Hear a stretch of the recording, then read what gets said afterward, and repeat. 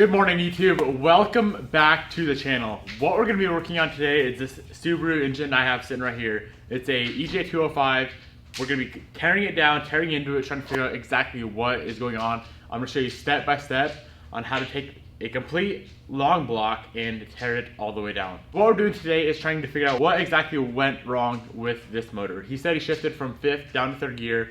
I'm thinking it floated a valve. He's saying that the shop that pulled this motor out of the car said it bent a rod. So I'm not exactly sure what we're gonna find when we tear into this motor, but I wanna show you guys step by step on how I go about tearing down a complete Subaru motor. It'll be the same for EJ2Os, 2.2s, 2.5s, pretty much any Subaru Boxer engine is gonna be very similar. There's gonna be some differences, obviously, with dual cam versus single cam.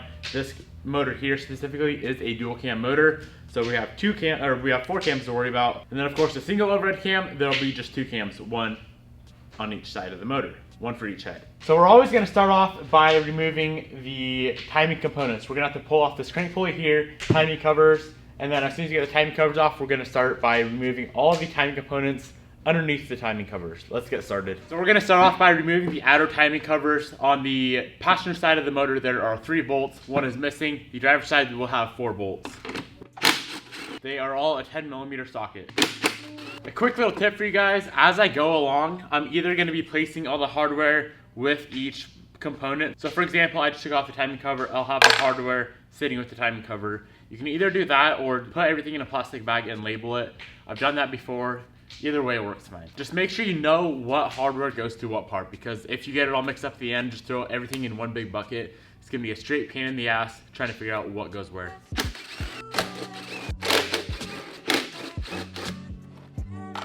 Alright, we got both of the outer timing covers off. Now it's time to pull off the inner timing cover. Obviously, to do that, we're going to have to get this crank pulley out of the way. I typically do that with the motor inside the car, just much more simple. Being that I didn't pull this motor myself, I had no control over that. So I'm going to try to bust that off with the impact with a 22mm socket and rip off this crank pulley. Next up is to remove this inner timing cover. I believe there's about 8 to 10 bolts holding that inner timing cover on. Once again, all 10mm bolts. We got all of the timing covers removed. The next thing to do is start removing all of the timing components. So I'm going to start off by removing this pulley here, and then we can remove the belt, remove the tensioner, remove all the other pulleys, and then after that we can loosen up all of the cam gears. So this pulley here, this pulley, the tensioner are all 14mm. This little one up in the top driver's side corner is a 12mm.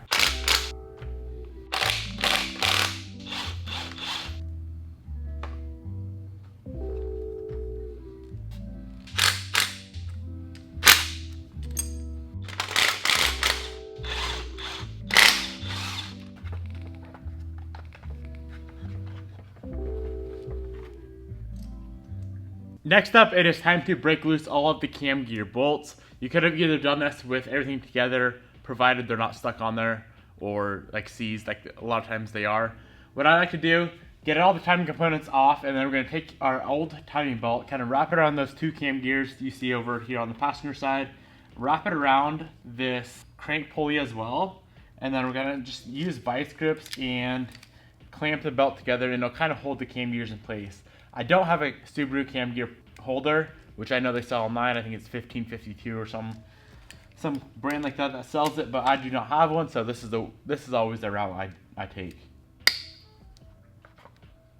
I'm gonna clamp it around the crank pulley as well.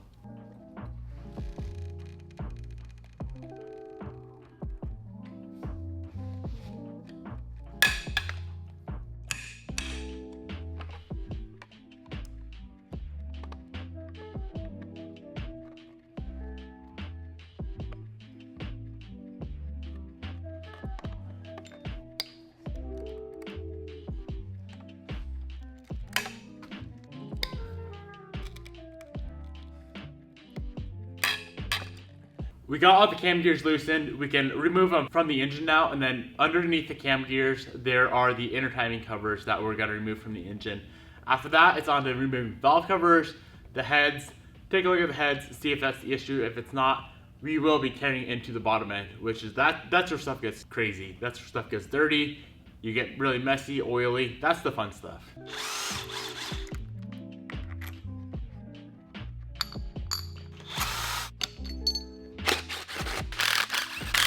To get the inner timing cover off, you may have to remove this little bracket right here that holds this pulley on. So there's a bolt there, 2 bolts up there, and that bracket should slide right off because this L-shaped bracket that bolts the inner timing cover, that is simply in the way. And these here are all 12 millimeter.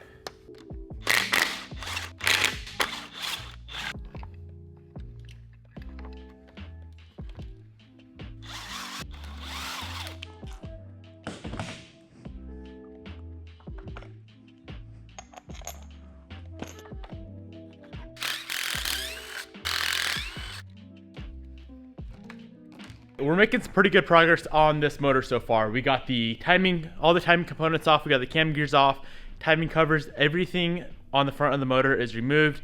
It is time to move onto the valve covers and then the heads. Head removal is fairly simple once we get all the timing components off. Let's get after it. So I always like to rotate the motor up on whatever side we're working on. We're gonna start with the driver's side. Each valve cover has 8 10 millimeter bolts holding it on. 3 on the outsides and 2 in the center here.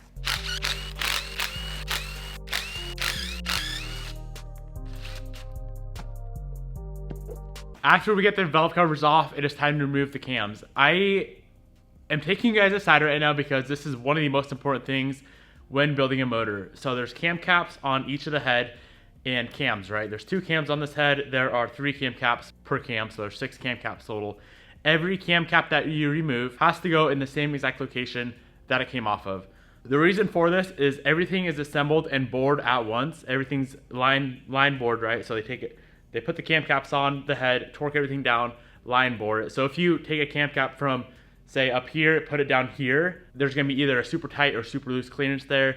If it's too tight, it's gonna destroy the head and the cam cap. If it's too loose, it's gonna be knocking, making noise. So guys, I cannot stress this enough. Make sure every cam cap that you remove goes back into the same exact location, all right? If you do happen to flip them around, your head's pretty much toast, you know. You might as well throw it in the garbage, buy a new one. I will never use an impact on cam cap bolts just because I like to loosen them up a little bit at a time.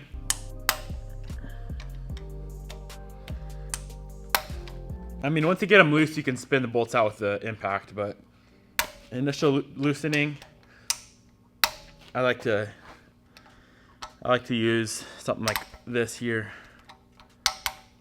And I always start with the center ones and work my way out.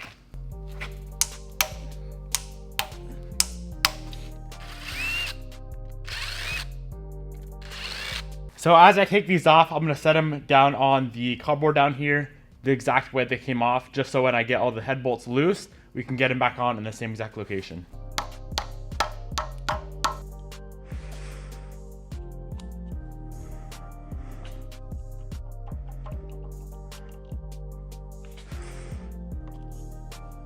It is time to move on to the head removal. So what we're gonna be using, this big ass 1/2-inch breaker bar, a little 3-inch, 1/2-inch drive extension, and then a 14 millimeter 12 point, it's gotta be 12 point socket to break loose these head bolts. Same concept as like loosening a wheel. I always kind of do like a crisscross pattern. Same thing I did with those cams pretty much. Start with like the center, top, center, bottom, top left, bottom right, bottom left, top right. Something like that, you know. It does not 100% necessarily matter. I mean, it does, you don't want to warp the head, but it's a hell of a lot more important when you're torquing the head down versus loosening it to get that pattern correct.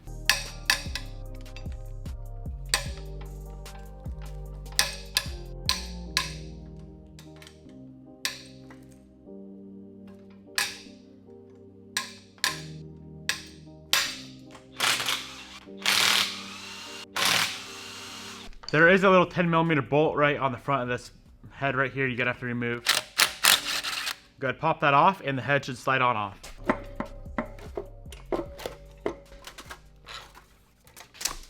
So a very typical issue on 2.0s is burnt valves, and especially like if you go from 5th to 3rd and you can, you know, float a valve, it would hit the piston and bend it.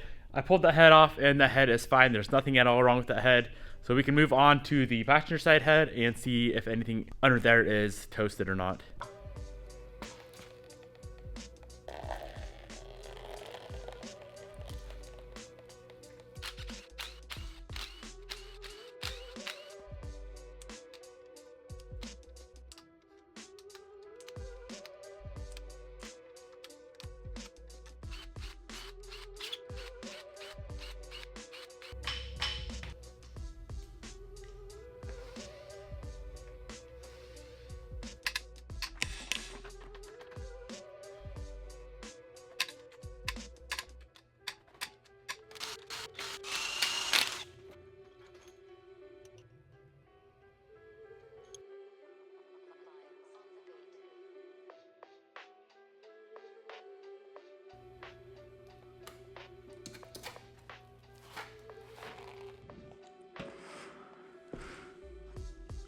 So unfortunately for me, but fortunate for you guys, it's nothing in the top end. Both the heads are in excellent condition. That means it's something deeper inside the motor. Honestly, I have no clue what was going on with the motor. I don't know if it was knocking or if it was just low on power. I have no clue what the deal was, but all I know, the heads are fine, the valves are fine, the whole valve train is fine. I was expecting a bent valve in one of the heads when I pulled it off, but nothing there. So I am going to flip this motor all the way, get the oil pan up, and we are gonna start tearing into the bottom end of this motor. We're gonna start the oil pan, get the oil pan off, check out like the rod bearings and all that good stuff, see if there's anything going on down there. As of right now, I do not think I'm gonna rebuild this motor just because it would be more cost efficient for me to just buy a good used long block, slap it in the car, and move on with my life. Another reason why is because I ended up, I don't know if you guys saw that, when I was pulling the heads off, one of the head bolts broke off inside the block. So I'm gonna have to replace the block either way. It's gonna get very, very costly. So as of right now, I don't think I'm gonna rebuild this motor, but for video's sake and for you guys, I am gonna keep tearing all the way into this motor, try to figure out what the hell is going on with this thing. And for your information and a good little tutorial, I'm gonna tear this thing all the way down. Let's get started. All right, boys, so we got the motor flipped upside down, oil pan facing up. We're gonna pull off this oil pan. There's probably 20 10mm bolts holding the oil pan off. Rip those off, and then we're gonna have to kind of pry the pan off here. I'm gonna use my impact once again, but we're gonna throw on a long ass extension, make it a little bit easier.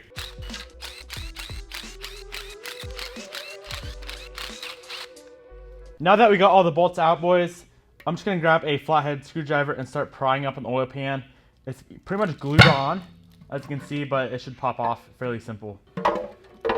Right away, I'm starting to notice little grits and shavings of metal. So there's a piece of copper right there. I'm gonna guess a rod bearing went south on this motor. Next up is to remove this oil strainer. 2 bolts there, 1 bolt there, and then there's this little plate right here. Bolt there, and then 3 on that side. Go ahead and rip all those off. Once again, guys, try to keep your bolts with each part and product you remove from the motor.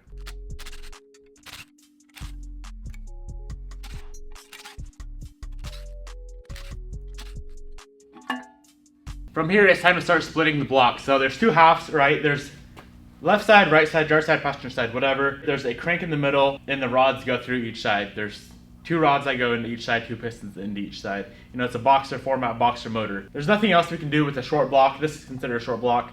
Nothing else we can do with the short block on the engine stand because the stand is holding the 2 case halves together. So I'm gonna pull the motor off the stand, throw it up on a table, and we can rip the rest of this motor apart. I'm seeing oil shavings everywhere, copper, aluminum, just everything inside this oil pan and the oil strainer.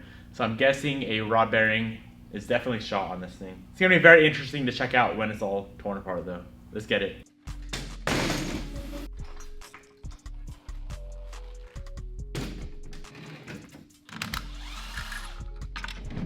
There are a few little things left to pull on this motor before we split the cases. So we're gonna pull off this water pump. We're gonna pull off this timing belt guide up front. There's the oil pump on the front of the motor we're gonna remove as well. Just pull off any little accessories that are on the motor still.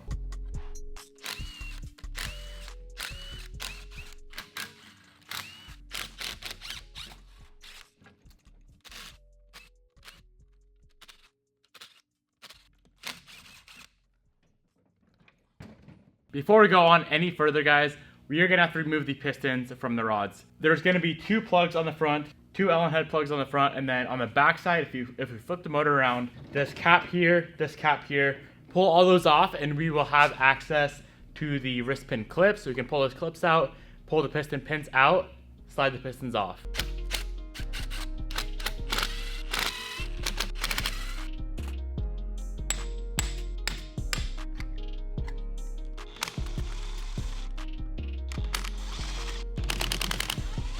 All right, so I got the crank pulley on here. I'm just gonna rotate the motor over until I can look in that hole,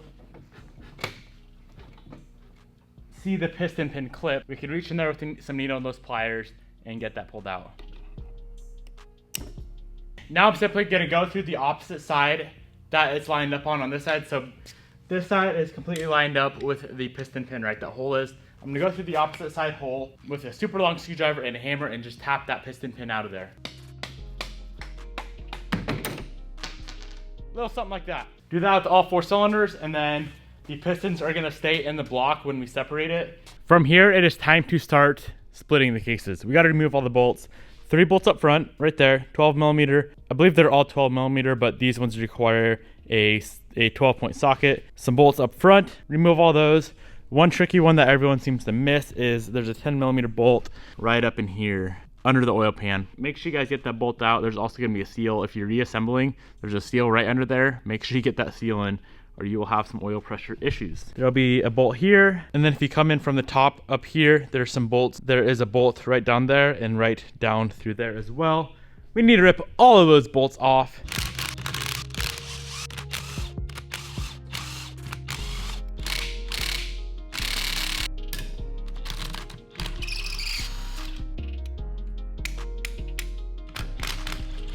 So after we get all those bolts pulled out from it'd be the driver's side of the motor, flip the motor on its side, and there's a bolt here, bolt there, there. All 4 of those are 12 millimeter 12-point sockets. As soon as we get those 4 bolts out, this case should be ready to split.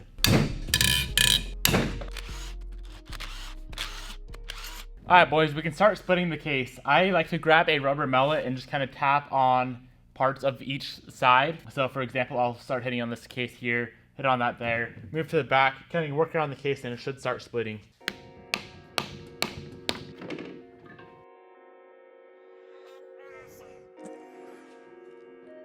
All right, so this is the crank assembly with the rods. Right away, I'm noticing this rod right here is not spinning very good. So I'm gonna go ahead and rip off all these rods and check out the rod bearings. From here on out, it's just doing fun stuff. I know everything from here is toast, but let's take it apart and see how it looks.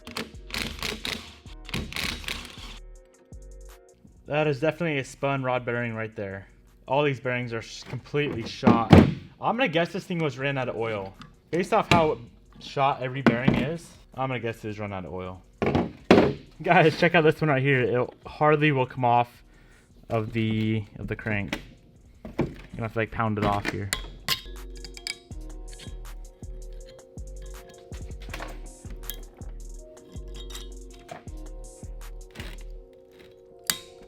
Yeah. Oh boy, that is shot. All right, dudes, this motor is completely disassembled. There's not anything else we can do to get this motor further torn apart. Real quick, let's go over every single part and I'm gonna tell you exactly what it is for those of you that don't know. So this here is part of the crankcase half. The other one is right there. This is a rod which connects to the crank right there, and then to a piston which sits inside the crankcase half. This here is a water pump that pretty much pumps water through the whole engine, through the radiator, all that good stuff. This is a crank pulley that is going to attach to every belt. It pretty much drives the belt, which drive the AC, power steering, and alternator. These here are the cylinder heads. This would be a camshaft right there. Over here, we got a valve cover, all the timing covers, timing components, cam gears. Last but not least, we have an oil pan. So unfortunately, as you guys saw, this motor is pretty much shot. To actually rebuild this motor, it would cost me a ton of money. I'd have to replace both crankcase halves. I'd have to replace the crank, rods, pistons. I'd probably be into this motor $5,000 to $6,000 in parts alone, parts and machine work alone. So it's much more cost effective just to go pick up a good used running long block, drop it in the car. You can find those for about $1,000. I know of one here locally that was just rebuilt about 10,000 miles ago. The dude wrecked the car, and he's selling the motor itself with the turbo, intake manifold, the harness, the ECU, all of that stuff for $1,000. So I'm gonna go that route. I can still sell the heads. I'm gonna go get those heads dropped off, gone through, cleaned up, throw those things on eBay. I could probably pull $300 or so out of those. I can't really sell anything else. The crank shot, like I said, the cases are shot. So pretty much the only thing salvageable off this entire motor is the heads, the top end, the heads, cams, all the valve train, the timing components, timing covers, valve covers, and all that good stuff. I really hope you guys enjoyed this teardown series. I really, really wish it wasn't a rod bearing, because I would definitely bring you guys through a motor build series. I think that'd be super fun. It'd be a very in-depth, detailed video, just like this one was, of how to assemble a short block and then obviously throw the heads on, all that good stuff, get the timing done. It'd be a super, super fun build. Eventually, I'm definitely gonna do that on the channel for you guys, so stay tuned. If you're not subscribed already, hit that subscribe button. What are you guys doing? We got so many projects, so many fun things coming up on the channel. Thank you guys from the bottom of my heart for watching this video. Remember, Boston.com, first link in the description box below. If you want to help out, support the channel, support your boy, Go to Boston.com, pick up your hat, pick up your shirt. We got slap stickers, we got die cuts, we got posters, air fresheners. So go check it out, guys. Thank you so much for watching this video. Once again, if you're not subscribed already, hit that subscribe button. I will see you in the next video.